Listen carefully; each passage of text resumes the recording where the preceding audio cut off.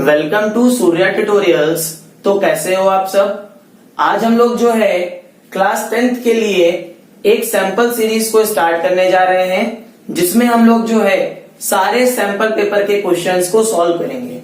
तो आज हम लोग जो है क्लास 10th के बायोलॉजी के अरिहंत के सैंपल पेपर के चैप्टर नंबर 1 जो कि हमारा लाइफ प्रोसेस है, उसमें पार्ट 1 दैट इज न्यूट्रिशन, उसके एमसीक्यूज और असर्शन और रीजन बेस्ड क्वेश्चंस को सॉल्व करेंगे।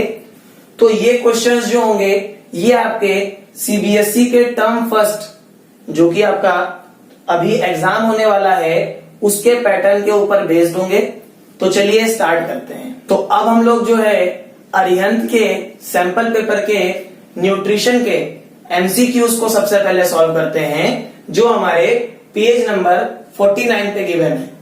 तो question number 1, dash liberated during photosynthesis comes from water. Option A oxygen, option B chlorophyll, option C carbon dioxide and option D glucose. तो question में क्या बोल रहा है कि जो हमारी फोटोसिंथेसिस प्रोसेस होती है उसमें वाटर की हेल्प से कौन सी गैस लिबरेट करती है। तो यहाँ पे आप लोग जरा देखिए, हमारी फोटोसिंथेसिस प्रोसेस क्या होती है। 6 molecules of CO2 when reacted with 6 molecules of water in the presence of sunlight and chlorophyll gives क्या देते हैं C6H12O6 plus 6 molecules of oxygen। तो यहां पर अगर आप लोग देखें तो एक्चुअल में क्या हो रहा है कि वाटर की हेल्प से कौन सी गैस लिबरेट हो रही है, दैट इज ऑक्सीजन गैस। तो इसका करेक्ट आंसर क्या हो जाएगा, दैट इज ऑप्शन ए। अब हम लोग जो है अपने नेक्स्ट क्वेश्चन को डिस्कस करते हैं, that is question number 2। Which of the following equations is the correct summary of photosynthesis. तो क्वेश्चन में क्या बोल रहा है कि यहां पर हमको 4 ऑप्शन दिए गए हैं और हमको ये बताना है कि कौन सी ऐसी इक्वेशन है जो करेक्टली हमारे फोटोसिंथेसिस को एक्सप्लेन कर रही है। तो अगर आप लोगों को याद हो तो मैंने आपको पढ़ाया था कि जब 6 molecules of carbon dioxide 12 molecules of water के साथ इन द प्रेजेंस ऑफ सनलाइट और क्लोरोफिल रिएक्ट करते हैं तो ये क्या बनाते हैं, आपका ग्लूकोज बनाते हैं। यहाँ पे हमारी ऑक्सीजन के 6 मॉलिक्यूल्स रिलीज होते हैं और साथ ही साथ 6 मॉलिक्यूल्स ऑफ वाटर भी रिलीज होते हैं। तो इसका करेक्ट आंसर आपका क्या हो जाएगा, दैट इज ऑप्शन सी। तो अब हम लोग जो है अपने नेक्स्ट क्वेश्चन को देखते हैं, that is question number 3। From which structure the free oxygen gas produced during photosynthesis is released. तो क्वेश्चन में क्या बोल रहा है कि प्लांट के किस स्ट्रक्चर से हमारी जो ऑक्सीजन गैस प्रोड्यूस होती है वो रिलीज होती है। तो ऑप्शन हमको क्या दिया गया है, option A epidermis, option B stomata, option C cortex and option D guard cells.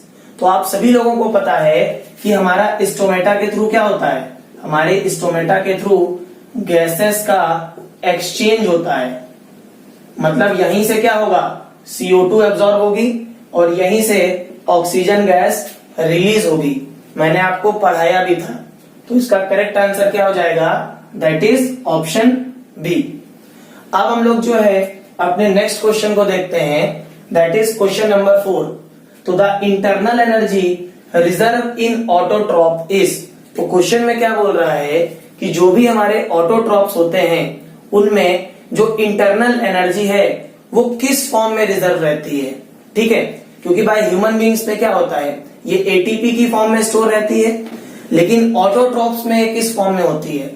तो ऑप्शन ए में क्या बोल रहा है, ग्लाइकोजन, ऑप्शन बी में क्या बोल रहा है, प्रोटीन, ऑप्शन सी में क्या बोल रहा है, स्टार्च एंड ऑप्शन डी में क्या बोल रहा है, फैटी एसिड्स। तो इसका करेक्ट आंसर क्या हो जाएगा, that is option C, starch. तो जितने भी हमारे ऑटोट्रॉप्स होते हैं उनमें जो एनर्जी होती है वो स्टार्च की फॉर्म में स्टोर होती है। अब हम लोग जो है अपने नेक्स्ट क्वेश्चन को सॉल्व करते हैं, दैट इज क्वेश्चन नंबर 5। तो विच of the following statement about the autotrophs is incorrect. तो क्वेश्चन को ध्यान से पढ़ लीजिए, ये क्वेश्चन जो है बहुत ज्यादा इंपॉर्टेंट है इस बार के एग्जाम के लिए, और ये आपका एनसीईआरटी एग्जाम्पलर का भी क्वेश्चन है। तो क्वेश्चन में क्या बोल रहा है कि इन 4 ऑप्शन में से कौन सी एक ऐसी स्टेटमेंट है जो इनकरेक्ट है, जो गलत है। तो ऑप्शन ए में क्या बोल रहा है, they synthesise carbohydrate from CO2 and H2O in the presence of sunlight and chlorophyll. तो ये स्टेटमेंट हमारी बिल्कुल सही है। Option B, they store carbohydrate in the form of starch. अभी आपने देखा कि ये स्टार्च की फॉर्म में क्या करते हैं, फूड को स्टोर करते हैं। तो ये वाली स्टेटमेंट भी हमारी बिल्कुल करेक्ट है। अब जरा स्टेटमेंट सी को देखिए, they convert CO2 and H2O into carbohydrate in the absence of sunlight. मतलब भाई एब्सेंस ऑफ सनलाइट में तो ये कुछ करते ही नहीं है। तो हमारा करेक्ट आंसर क्या हो जाएगा, दैट इज ऑप्शन सी, क्योंकि यही वाली हमारी जो स्टेटमेंट है ये क्या है, ये रॉन्ग है। बाकी आप लोग स्टेटमेंट 4 को देखिए, दे constitute the first trophic level in the food chain. तो आप सभी लोगों को पता है कि जो हमारे ऑटोट्रॉप्स थे ये क्या थे, प्रोड्यूसर्स थे। तो ये हमारी जो फूड चेन थी उसमें फर्स्ट ट्रॉपिक लेवल पे आते हैं।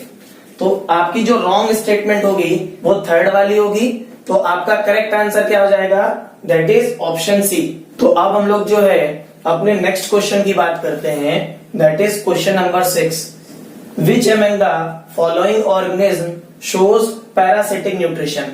तो इस तरीके के क्वेश्चन आपके एग्जाम्स के पॉइंट ऑफ व्यू से बहुत ज्यादा इंपॉर्टेंट है। यहां से एक क्वेश्चन जरूर आएगा। तो क्वेश्चन में क्या बोल रहा है कि हमको 4 ऑप्शन दिए गए हैं और हमको ये बताना है कि कौन सा ऐसा ऑर्गेनिज्म होगा जो पैरासिटिक मोड ऑफ न्यूट्रिशन को शो करेगा। तो यहाँ पे ऑप्शन क्या गिवन है, option A Cuscuta, option B bacteria, option C amoeba and option D goat. तो इसका करेक्ट आंसर क्या होगा, that is option A Cuscuta. तो मैंने आपको पढ़ाया था कि जो हमारा कस्क्यूटा होता है ये पैरासिटिक मोड ऑफ न्यूट्रिशन को शो करता है। ठीक है, अब इसी तरीके से हमारे नेक्स्ट क्वेश्चन में क्या बोल रहा है कि in which of the following group of organism food material is broken outside the body and absorb. तो क्वेश्चन में क्या बोल रहा है कि यहाँ पर हमको 4 ग्रुप दे दिए गए हैं ऑर्गेनिज्म के, और हमको ये बताना है कि कौन सा ऐसा ग्रुप होगा जिसमें जो हमारा फूड है वो जो भी लिविंग ऑर्गेनिज्म है वो पहले ही उसको क्या कर दे रहे हैं, खाने से पहले ही उसको ब्रेक कर दे रहे हैं। ठीक है, तो ऑप्शन ए में क्या बोल रहा है, मशरूम, ग्रीन प्लांट्स और अमीबा।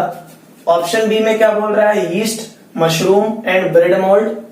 ऑप्शन सी में क्या बोल रहा है, paramecium, amoeba and Cuscuta. And option D में क्या बोल रहा है, कस्क्यूटा, लाइस एंड टेपवर्म।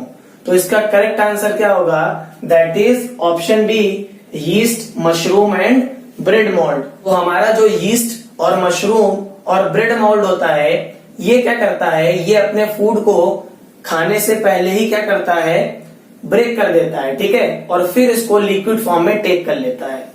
ठीक, तो अब हम लोग जो है अपने नेक्स्ट क्वेश्चन की तरफ मूव करते हैं, that is question number 8। Select the correct statement. Option A, heterotrophs do not synthesise their own food. Option B, heterotrophs utilise solar energy for photosynthesis. Option C, heterotrophs synthesise their own food. And option D, heterotrophs are capable of converting CO2 and water into carbohydrates. तो question में क्या बोल रहा है कि हमको correct statement को चुनना है। तो यहां पर देखिए हमारा जो ऑप्शन ए होगा ये करेक्ट आंसर होगा, क्योंकि जो भी हमारे हेट्रोट्रॉप्स होते हैं ये खुद से अपने खाने को प्रिपेयर नहीं कर सकते हैं। ठीक है, तो ये वाली जो स्टेटमेंट होगी हमारी ये सही होगी, और बाकी सारी स्टेटमेंट जो है हमारी वो रॉन्ग है। आप लोग चेक कर सकते हो, हेट्रोट्रॉप्स कभी भी सोलर एनर्जी को यूटिलाइज नहीं करते, हेट्रोट्रॉप्स कभी भी अपना खाना खुद से नहीं बनाते, और हेट्रोट्रॉप्स कभी भी कार्बन डाइऑक्साइड और वाटर का यूज करके कार्बोहाइड्रेट्स की फॉर्मेशन नहीं करते। तो इन चारों में से जो आपकी करेक्ट स्टेटमेंट होगी वो होगी आपकी फर्स्ट वाली। तो इसका करेक्ट आंसर क्या हो जाएगा, दैट इज ऑप्शन ए। इसी तरीके से अगर हम लोग अपने नेक्स्ट क्वेश्चन की बात करें, दैट इज क्वेश्चन नंबर 9। तो क्वेश्चन नंबर 9 में क्या बोल रहा है कि the remaining undigested food is eliminated via dash in amoeba. तो option A absorption, option B digestion, option C egestion and option D ingestion. तो क्वेश्चन में क्या बोल रहा है कि जो भी हमारा अनडाइजेस्टेड फूड होता है वो अमीबा में किस तरीके से एक्सक्रीट होता है। तो इसका करेक्ट आंसर क्या हो जाएगा, that is option C egestion. तो इजेशन क्या होता है, इजेशन एक ऐसी प्रोसेस होती है जिसमें जो भी हमारा अनडाइजेस्टेड फूड होता है इसको अमीबा अपनी बॉडी से रिमूव कर देता है। और इसी तरीके से आप लोग इंजेशन को भी समझ लीजिए कि इंजेशन क्या होता है।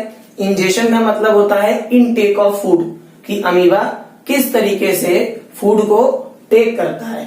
ठीक है, तो इसका करेक्ट आंसर हो जाएगा दैट इज ऑप्शन सी। तो अब हम लोग जो है अपने नेक्स्ट क्वेश्चन की बात करते हैं जो कि हमारा पेज नंबर 50 पे गिवन है, that is question number 10। In which part of the alimentary canal food is finally digested. तो क्वेश्चन में क्या बोल रहा है कि ह्यूमन बींग्स में जो एलिमेंट्री कैनाल होती है उसमें किस पार्ट में एक्चुअल में जो है हमारा फूड जो है डाइजेस्टेड हो जाता है। तो option A stomach, option B mouth cavity, option C large intestine and option D small intestine. तो इसका करेक्ट आंसर क्या होगा, that is option D small intestine. तो मैंने आपको पढ़ाया था कि हमारा जो स्मॉल इंटेस्टाइन होता है यहाँ पर हमारे फूड का कंप्लीट डाइजेशन होता है और कंप्लीट एब्जॉर्प्शन होता है। ठीक है, और इसके बाद जो हमारा अनडाइजेस्टेड फूड होता है इसको कहां पे भेज दिया जाता है, लार्ज इंटेस्टाइन के पास भेज दिया जाता है, जहां से ये क्या करती है, वाटर को एब्जॉर्ब करती है। इसी तरीके से हम लोग जो है अपने नेक्स्ट क्वेश्चन को देखते हैं, दैट इज क्वेश्चन नंबर 11। तो stomach serve as the store house of the food where complete digestion take place. Option A true, option B false, option C can't say and option D partially true and false. तो question में क्या बोल रहा है, देखिए question बहुत अच्छा है और बहुत ही कंफ्यूजिंग है। सबसे पहले इन्होंने बोला कि स्टमक जो है हमारे फूड का स्टोर हाउस होता है जहां पे कंप्लीट डाइजेशन होता है। तो अभी मैंने आपको बताया कि हमारा जो कंप्लीट डाइजेशन है और कंप्लीट एब्जॉर्प्शन है ये कहां पे होता है, ये स्मॉल इंटेस्टाइन में होता है। तो हमारी जो स्टेटमेंट है ये क्या है, ये फॉल्स है। तो इसका करेक्ट आंसर क्या हो जाएगा, that is option B false. तो अब हम लोग जो है अपने नेक्स्ट क्वेश्चन को डिस्कस करते हैं, दैट इज क्वेश्चन नंबर 12। तो match the column first and column second and select the most appropriate one from the options given. तो क्वेश्चन हमारा क्या है, एक्चुअल में ये जो है हमें match the following type question दे दिया गया है जिसमें अमीबा, ट्रिप्सिन, लीवर और स्मॉल इंटेस्टाइन दिया गया है। और कॉलम सेकंड में क्या गिवन है, extensive coiling, pseudopodia, pancreatic juice and bile. तो अब हम लोग जो है यहाँ पे इसको मैच कर लेते हैं। तो अमीबा आपका क्या होगा, अमीबा आपका सूडोपोडिया के साथ कनेक्टेड है, तो ए वाले का किसके साथ होगा, सेकंड वाले के साथ हो जाएगा। ट्रिप्सिन आपका कहां पे मिलेगा, पैनक्रियाटिक जूस में मिलेगा, तो बी वाले का क्या होगा, थर्ड वाला हो जाएगा। लीवर आपका क्या होगा, लीवर आपका बाइल जूस रखता है या बाइल सॉल्ट को रखता है तो बाइल होगा। तो सी वाले का क्या हो जाएगा, फोर्थ वाला। ठीक है, और स्मॉल इंटेस्टाइन क्या होती है आपकी, इसकी एक्सटेंसिव कॉइलिंग होती है, तो डी वाले का क्या होगा, फर्स्ट वाला। तो आप लोग जरा इन ऑप्शंस को चेक कर लीजिए, सेकेंड, थर्ड, फोर्थ, फर्स्ट। तो सेकेंड, थर्ड, फोर्थ, फर्स्ट। तो इसका करेक्ट आंसर आपका क्या हो जाएगा, that is option C, second, third, fourth, first. तो अब हम लोग जो है अपने नेक्स्ट क्वेश्चन को डिस्कस करते हैं, दैट इज क्वेश्चन नंबर 13। तो ये क्वेश्चन जो है बहुत ज्यादा इंपॉर्टेंट है आपके एग्जाम्स के पॉइंट ऑफ व्यू से और ये पूछा भी जा सकता है। तो क्वेश्चन में क्या बोल रहा है कि an enzyme X that converts starch to simple sugars is also the first enzyme to mix with food in the digestive tract, identify x.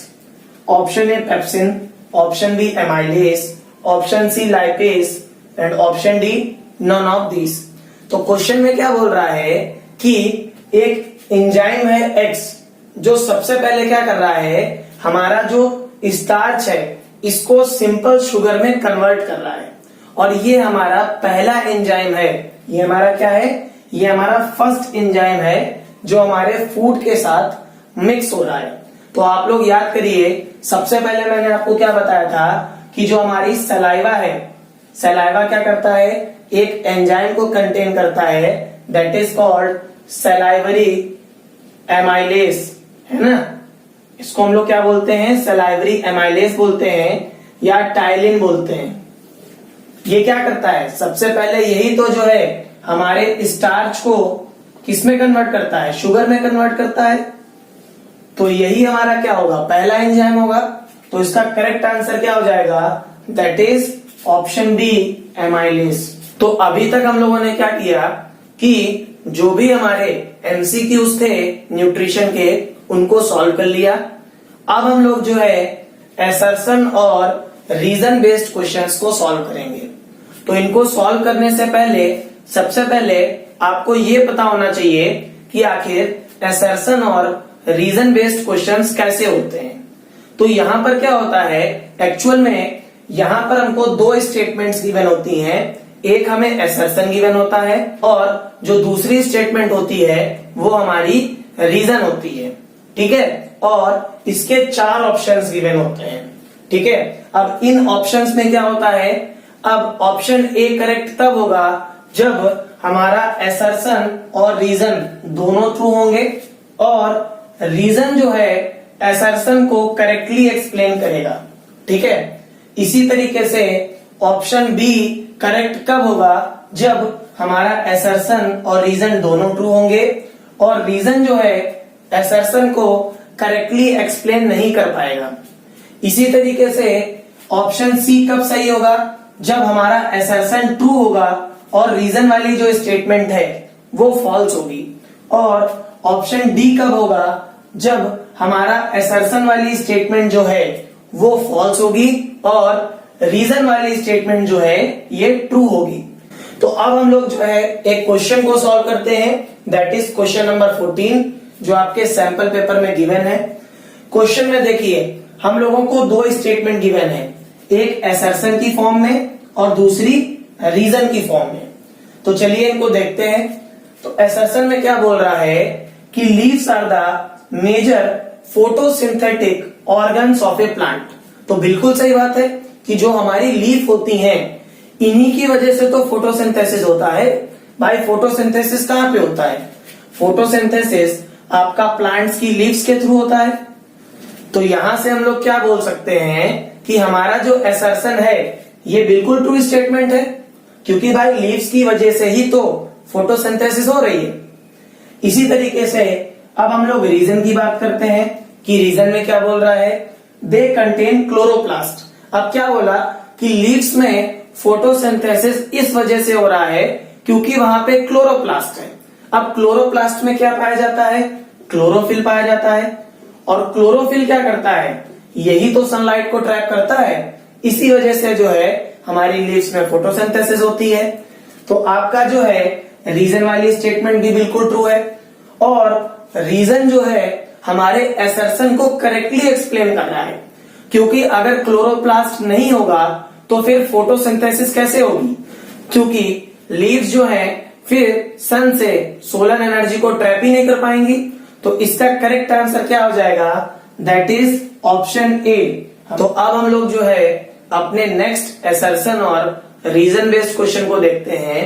तो असर्शन में क्या बोल रहा है कि amoeba follows holozoic mode of nutrition. तो बिल्कुल सही बात है, अमीबा जो है ये हमारा जो है हम लोगों ने पढ़ा था कि ये होलोजोइक मोड ऑफ न्यूट्रिशन को शो करता है। तो हमारा जो असर्शन होगा ये ट्रू स्टेटमेंट हो गई। अब हम लोग जो है इसके रीजन को देख लेते हैं। It is unicellular and omnivorous. तो देखिए अगर हम लोग देखें तो मैंने आपको बताया था कि अमीबा क्या होता है, ये यूनिसेलुलर होता है और ये हमारा ओमनिवोरस भी होता है। तो हमारा जो रीजन वाली स्टेटमेंट है ये बिल्कुल करेक्ट है। लेकिन आप लोग जरा खुद चेक करिए, क्या असर्शन वाली स्टेटमेंट के साथ इसका कोई रिलेशन है? क्या ये जो रीजन है ये एक्सप्लेन कर पा रहा है कि आखिर ये जो अमीबा है ये क्यों होलोजोइक मोड ऑफ न्यूट्रिशन को शो कर रहा है? नहीं कर पा रहा है। तो इस कंडीशन में क्या होगा कि हमारा असर्शन भी ट्रू है और हमारा रीजन भी ट्रू है, लेकिन ये दोनों क्या है? इंडिपेंडेंट है, दोनों ट्रू है, लेकिन रीजन हमारा असर्शन को करेक्टली एक्सप्लेन नहीं कर पा रहा है। तो इसका करेक्ट आंसर क्या हो जाएगा? That is option B. हमारा जो सेकंड वाला होगा ये हमारा करेक्ट आंसर होगा। ठीक है, तो अब हम लोग जो है अपने नेक्स्ट क्वेश्चन को डिस्कस करते हैं, दैट इज क्वेश्चन नंबर 16। तो क्वेश्चन नंबर 16 में असर्शन में क्या बोल रहा है कि walls of small intestine has numerous villi. तो हमको अच्छी तरीके से पता है कि जो हमारी स्मॉल इंटेस्टाइन की वॉल होती है इसमें मिलियंस ऑफ विली प्रेजेंट होती हैं। तो असर्शन हमारा क्या हो जाएगा? ये ट्रू स्टेटमेंट हो जाएगा। लेकिन अब हम लोग जो है जरा रीजन को देखते हैं। तो रीजन में क्या बोल रहा है कि these villi increases the surface area of digestion. तो क्या ये स्टेटमेंट ट्रू है? बिल्कुल गलत। क्या ये विली जो है हमारे डाइजेशन के सरफेस एरिया को बढ़ाती हैं कि एब्जॉर्प्शन के सरफेस एरिया को बढ़ाती हैं? तो आप लोग बोलोगे सर ये तो एब्जॉर्प्शन के सरफेस एरिया को बढ़ाती हैं। तो भाई इस कंडीशन में क्या होगा कि जो हमारी रीजन वाली स्टेटमेंट है ये गलत हो जाएगी। तो यहाँ पे क्या है? रीजन गलत है और असर्शन हमारा क्या है? ट्रू है। तो reason is false and assertion is true. तो इस कंडीशन में क्या होगा? हमारा जो ऑप्शन सी है ये क्या हो जाएगा? करेक्ट आंसर होगा। अब हम लोग जो है अपने नेक्स्ट क्वेश्चन को डिस्कस करते हैं, दैट इज क्वेश्चन नंबर 17। तो असर्शन में क्या बोल रहा है कि herbivores have longer small intestine. तो जो हमारे हर्बीवोरस होते हैं उनकी जो स्मॉल इंटेस्टाइन होती है ये थोड़ी बड़ी होती है। तो ये बिल्कुल ट्रू स्टेटमेंट है। उनकी जो स्मॉल इंटेस्टाइन होती है इसकी जो लेंथ होती है वो एक्चुअल में बड़ी होती है। अब रीजन में क्या बोल रहे हैं कि digestion of cellulose takes place. क्योंकि ये बड़ी किस वजह से होती है? क्योंकि यहाँ पे क्या होता है कि जो हमारा सेलुलोज है उसके डाइजेशन में बहुत टाइम लगता है। तो आपका जो रीजन है वो भी क्या है? आपकी ट्रू स्टेटमेंट है। और आपका जो असर्शन है वो भी आपकी ट्रू स्टेटमेंट है। और रीजन जो है डायरेक्टली हमारे असर्शन के साथ इंटरकनेक्टेड है, क्योंकि ये बता रहा है आखिर किस वजह से जो है हमारे जो हर्बीवोरस एनिमल्स हैं उनकी स्मॉल इंटेस्टाइन का साइज बड़ा होता है। तो ये बड़ा किस वजह से होता है? क्योंकि जो हमारा सेलुलोज है उसको डाइजेस्ट करने में बहुत ज्यादा टाइम लगता है। तो क्योंकि यहाँ पे हमारा असर्शन भी ट्रू है और रीजन भी ट्रू है और रीजन असर्शन को करेक्टली एक्सप्लेन कर रहा है, तो इसका करेक्ट आंसर क्या होगा? दैट इज ऑप्शन ए। तो अब हम लोग जो है अपने लास्ट क्वेश्चन को डिस्कस करते हैं, दैट इज क्वेश्चन नंबर 18। तो क्वेश्चन नंबर 18 में क्या बोल रहा है? असर्शन में raw materials needed for photosynthesis are CO2, water and minerals. तो हम लोगों ने पढ़ा था कि फोटोसिंथेसिस जब होती है तो वहां पे कौन कौन से रॉ मटेरियल्स थे? भाई CO2 था, ठीक है, वाटर था और हमारा मिनरल था। तो ये हमारी स्टेटमेंट क्या हो जाएगी? बिल्कुल ट्रू हो जाएगी। तो असर्शन वाली स्टेटमेंट जो है ये करेक्ट स्टेटमेंट हो गई। अब हम लोग जो है रीजन को भी देख लेते हैं। तो रीजन में क्या बोल रहा है कि nutrients provide energy to an organism. ये भी बिल्कुल सही बात है। न्यूट्रिएंट्स का काम क्या होता है? न्यूट्रिएंट्स हमारे ऐसे सब्सटेंस होते हैं जो किसी भी लिविंग ऑर्गेनिज्म को क्या करते हैं? एनर्जी प्रोवाइड करते हैं। तो ये भी हमारे क्या हो जाएगी? करेक्ट स्टेटमेंट हो जाएगी। लेकिन क्या इनके बीच में कोई रिलेशन है? भाई एक स्टेटमेंट में हम लोग फोटोसिंथेसिस की बात कर रहे हैं, दूसरी स्टेटमेंट में हम लोग न्यूट्रिएंट्स की बात कर रहे हैं। तो ये दोनों स्टेटमेंट सही हैं, लेकिन इनके बीच में कोई भी रिलेशन नहीं है। रीजन जो है असर्शन को करेक्टली एक्सप्लेन नहीं कर पा रहा है। तो इसका करेक्ट आंसर क्या हो जाएगा? That is option B. तो इस तरीके से हम लोगों ने जो है अरिहंत के सैंपल पेपर के आपका जो न्यूट्रिशन पार्ट है उसके सारे MCQs और असर्शन और रीजन बेस्ड क्वेश्चंस को सोल्व कर लिया। अपने नेक्स्ट वीडियो में मैं जो है केस स्टडी क्वेश्चंस को सॉल्व कराऊंगा आपके न्यूट्रिशन के, और फिर हम लोग रेस्पिरेशन की बात करेंगे। अगर आप लोगों को ये वीडियो अच्छा लगा हो तो प्लीज चैनल को सब्सक्राइब करिए, वीडियो को शेयर करिए, और साथ ही साथ इन क्वेश्चंस की पीडीएफ डिस्क्रिप्शन में मैं जो है अपनी वेबसाइट की लिंक डाल दूंगा, आप लोग वहां से डाउनलोड कर सकते हैं। और साथ ही साथ अगर आप लोगों को और क्वेश्चंस की प्रैक्टिस करनी है तो आप लोग मेरी वेबसाइट पे जाकर के उसकी प्रैक्टिस कर सकते हैं।